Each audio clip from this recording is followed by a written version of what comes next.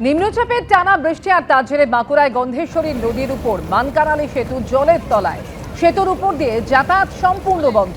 কয়েকদিন আগে সেতুর একটি অংশ ধসে গিয়েছিল। সেতুর উপর দিয়ে বড় গাড়ি চলাচল আগে থেকেই বন্ধ ছিল।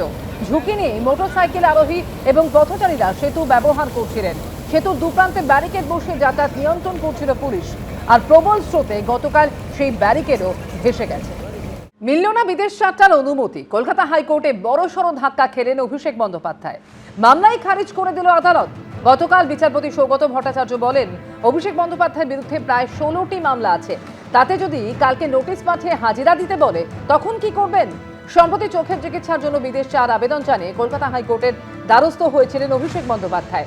সেই সময় অভিষেক বন্দ্যোপাধ্যায়ের চোখের চিকিৎসা আপাতত এসএসকেএম মেডিকেল কলেজ হাসপাতালে করানোর পরামর্শ দিয়েছিল আদালত।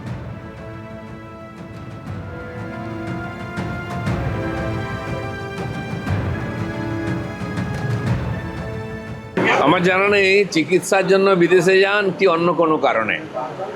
আরও অনেকে যায় বিদেশে চিকিৎসার জন্য, সবাই যায় না।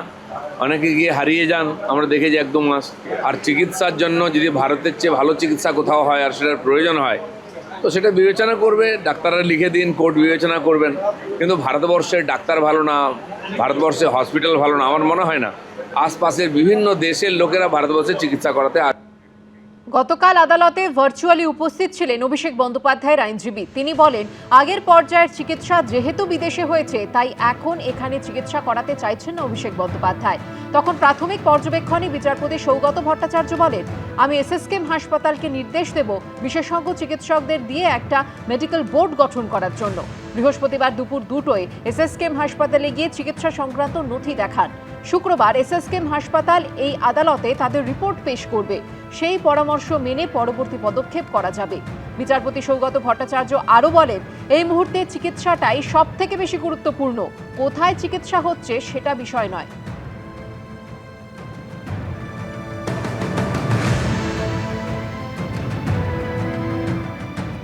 আমাদের একটা আশঙ্কা ছিল উনি বাইরে গেলে আর ফিরবেন না, মন্তব্য বিরোধী দলনেতা ঋতব্রত বন্দ্যোপাধ্যায়। আমাদের একটা আশঙ্কা ছিল যে এই চোখ দেখানোর অজুহাতে, তার যেহেতু ডিপ্লোম্যাটিক পাসপোর্ট রয়েছে, ডিপ্লোম্যাটিক ইমিউনিটি রয়েছে, লাল রঙের পাসপোর্ট নিয়ে চোখ দেখানোর অজুহাতে তিনি বাইরে গেলে তিনি আর ফিরবেন না। অভিষেক বন্দ্যোপাধ্যায়ের আইনজীবী গতকাল সওয়াল করেন, যেখানে চিকিৎসা করিয়েছেন সেখানেই যেতে চান তাঁর মক্কেল, তবে এসএসকেএমে তিনি যাবেন না। তখন বিচারপতি বলেন, এসএসকেএম যদি দেশের অন্য কোনো হাসপাতালে যাওয়ার পরামর্শ দেন সেখানেও যেতে পারে।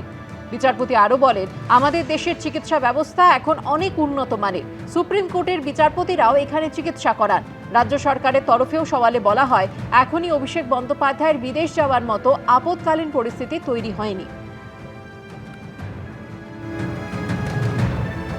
উনি তো আমেরিকা থেকে ডাক্তার ভাড়া করেও আনতে পারেন, খোঁচা প্রাক্তন প্রদেশ কংগ্রেস সভাপতি অধীর চৌধুরী।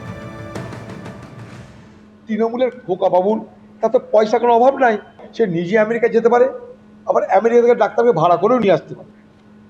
যিনি আবেদন করেছেন এটা তাঁর ব্যাপার, এ বিষয়ে কেন মন্তব্য করব? বক্তব্য কালীঘাট তৃণমূলের প্রতিনিধি কুণাল ঘোষের। দেখুন, এটা পুরোটাই সম্পূর্ণভাবে যে ব্যক্তি আদালতে গিয়েছেন, আদালতের কাছে যে কোনো অনুমতি চাওয়ার বা কোনো প্রেয়ার দেওয়ার স্বাধীনতা এবং অধিকার যে কোনো ব্যক্তির, যে কোনো নাগরিকের আছে। এ বিষয়ে কেন মন্তব্য করব? এবিপি আনন্দ, এগিয়ে থাকে, এগিয়ে রাখে।